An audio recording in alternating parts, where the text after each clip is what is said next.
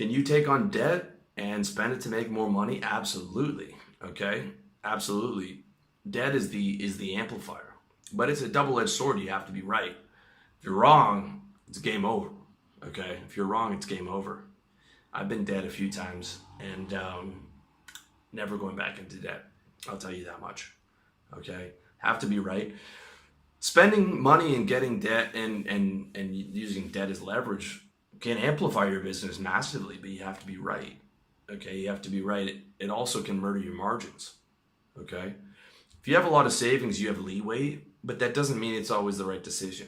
It's not always the right decision to say, well, hey, I have a lot of savings. You know, I can afford to murder my margins on this thing. Okay, to me, that's not, you know, that's not my style. All right, if you don't have a lot of savings, then you're gambling with rent money, and you're gambling with money you can't afford to lose, and you're probably gonna lose. Okay, you know, you're probably gonna lose because that's probably not gonna be a good bet, because you're probably not a good bet maker because you don't have any money, because you haven't proved that you can save money, right? You know, if you've proved that you can save and you've pulled $100,000 out of your business and have saved that and sitting in your account, and that's my if anything goes wrong money, that I'm good. You've proven to yourself that you can not only create and generate wealth, but you can save it and store it, right? You know, if you've struggled and you've never had more than $500 in your bank account, dude, you haven't proved to yourself that you know you're able to generate that money. So it's a very dangerous time to start making those big bets. All right. You want to, you know, if you are going to make a bet on that, you have to be right, and you have to have proven to yourself that you're consistent and that you have a safety net in case, you know, taking on that debt really, really cripples you. Okay. So at the end of the day, margins matter and profits matter. Okay, a business with razor sharp margins, right? If you have to dump a bunch of cash into your business, and that's killing your margins, that, you know, if it's a temporary thing, it's one thing. But if that's a permanent thing, right? Like you're spending a ton of money, and your margins are terrible. Okay, that business is going to fail because you have literally no margin of safety, right? You don't have a margin of safety. It's only a matter of time before you're running in a net loss, right?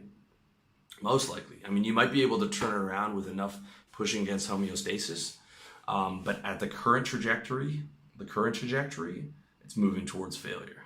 Okay, if your business is already in negative cash flow, it's failing. Okay, again, you can turn that around, but it's failing now.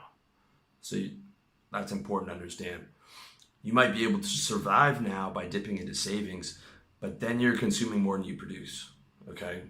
So now not only is your business failing, but you're failing in the area of personal finances, because producing more than you consume is the only way to create and preserve wealth. Okay, let me say that again. Producing, right, being a producer, first of all, is the only way to get rich. And then producing more than you consume is the only way to create and preserve wealth. Right? So my profit's going up, but my expenses are pretty much the same. Right? That's the key. Producing more than you consume, and then scaling that production as much as you can, so that it's incredibly in your favor. And then you're wealthy. That's what it is. Okay? You do not have to spend money to make money. You have to get other people to spend money on you.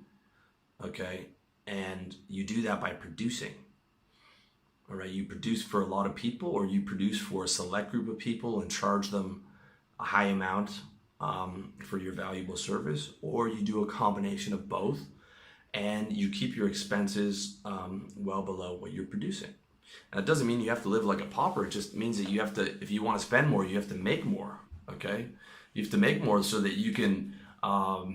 You know, so that your entire expenses for the month are 50% of what you earn, right? And you can be saving half of what you make every month, okay? Or reinvesting it if you choose to. But producing more than you consume is the key, okay? There is no neutral. You're either going up or you're going down, all right? You're either going up or you're going down. Spending money is an amplifier. If you want to spend a lot of money, you need to be right. But if you're going down, a lot of the time spending money might not be the answer to that. Okay? Might not be the answer to take on a bunch of debt if you're failing. Okay? Because there could be structural problems there. You can usually test the waters on your spend. But I mean, it's a double-edged sword. Okay, and you have to spend money if you are going to spend money, you have to spend money on the right things. Okay, like what's the most profitable thing for you? Like the most profitable thing for me right now would be to pay someone to help me create a product, to do all the formatting. It's going to be a video, to do the editing on that, to help me organize my thoughts based on, I tell them to like take these amount of articles, organize my thoughts for me, help me with that. Help me speed up the product creation and help me with the design. Because I know I launch a product that month, I'm going to quadruple my profit for that month. And if it's, let's say, a video course for $200 or $300, now that's more dollar value than all the books I have on my site. Okay, like I will only be doing video courses in the future, video with audio with notes, because that's what people want. You can also charge a higher price point because there's a lot more information there, and therefore a lot more valuable, therefore a lot better for my business. Other stuff I'd spend money on would be conversion rates, which I've done already, which increased my profit by about 20% for, a tiny amount of money. SEO and organic content creation, I've already got some new SEO tools. Advertising, but again, I probably wouldn't advertise unless it was for that expensive product. I think you got to have a product or a service that's over $200 a month for Facebook and Google ads to be worth it. So it'll be for, when I do my coaching, which I'm pushing off for the next 3 or 4 months, because that coaching is going to be expensive, or it'd be for a product that's above $200 to $300. I'm a big fan of Dan Kennedy. If you haven't read Dan Kennedy, check out his stuff. Okay, he really cuts to the chase on social media. Advertising, all this stuff is great, but what's your return on your investment? He's a direct response guy, where it's like, what are the metrics? How much are you spending? How much do you get back? Okay, as opposed to just like advertising in the dark and talking about targeted eyeballs and building a brand. Okay, I used to sell advertising. I know all that lingo. Okay, eyeballs, building a brand, mind share. Okay, that's all garbage. How much does it make you? That's what matters. How much does it directly make you? Like if you're increasing your ad spend, all right, and that's costing you 20% of your profit margin, how much is it making you that month? Like how much more money are you making that month? The only thing I would consider for sort of that black box ROI that's not advertising ROI, that's not 100% measurable, would be I would in the future, after I've done a bunch of other products, I might do some like campaigns on Facebook or subscriber campaigns on YouTube, because those subscribers are valuable in terms of social proof. They're valuable in terms of having more people to view the videos, which will make the videos rank higher.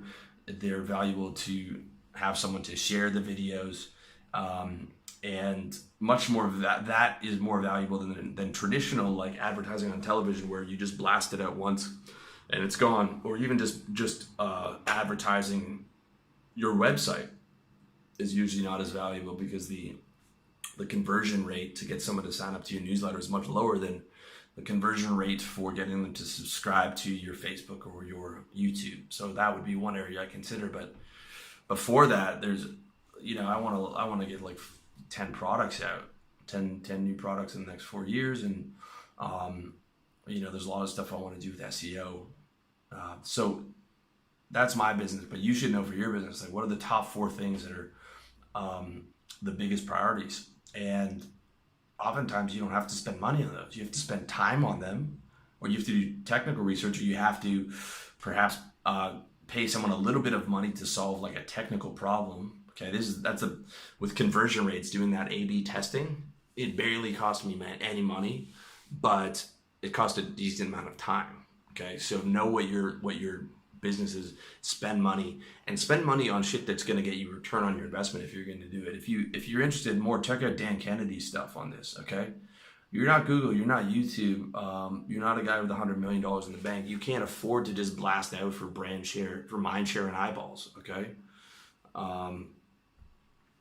Big guys can afford to do that because they have the money to do that, and they can say, well, I'm going to blast this out now, because I want to get mind share, and the LTV of the client, I'll get this money back 7 years from now or whatever it is. If it's got that, if they're on that long enough of a timeline, which I think Google was 10 years in, or YouTube was 10 years in, and they still didn't have a timeline to profitability, excuse me. Because they're thinking like those guys are on a 10 to 20 year timeline about the clients that they want to get. You can't afford that, dude. Okay, you can't afford that for the most part, unless you're really, unless you're worth 100 mil. Okay, you can't afford that. Okay, you got to be on the timeline of like this year, this month. If I'm spending money on this thing better get me my money back. All right, and ideally you're able to have a business without spending money. That's why I tell you guys about the cold calls and having that in your arsenal. So where your business is not solely reliant on advertising. Okay, having the outbound sales and having the if you want to get some organic traffic in there, especially now YouTube, man. YouTube just gets more and more useful every single day. Okay, to have those elements where you don't have to spend money to make money is ideal. All right. So hopefully, I know that was long-winded because there was a lot of stuff that I wanted covered. There wasn't, there was like 3 or 4 or 5 different questions and different things that I wanted to cover in this, and I hope you found that useful. Again, I'm not against spending money, but it's like get your ROI. Get your ROI for this year, get your ROI for this month. Spend it on the 4 or 5 in order of like the biggest things that are the most profitable for you, but like don't let that spending murder your margins. And you should have a business also where you have a sustainable high margin business without having to spend a ton on advertising. That you have other sources of getting in front of people and selling them and closing them, I think is important. And you don't need to spend money to make money. That's the truth. So hope you found that useful. Let me know what you think in the comments and YouTube comments on my site. Thank you, brother, for watching this. And as always, I wish you all the best in your personal development journey.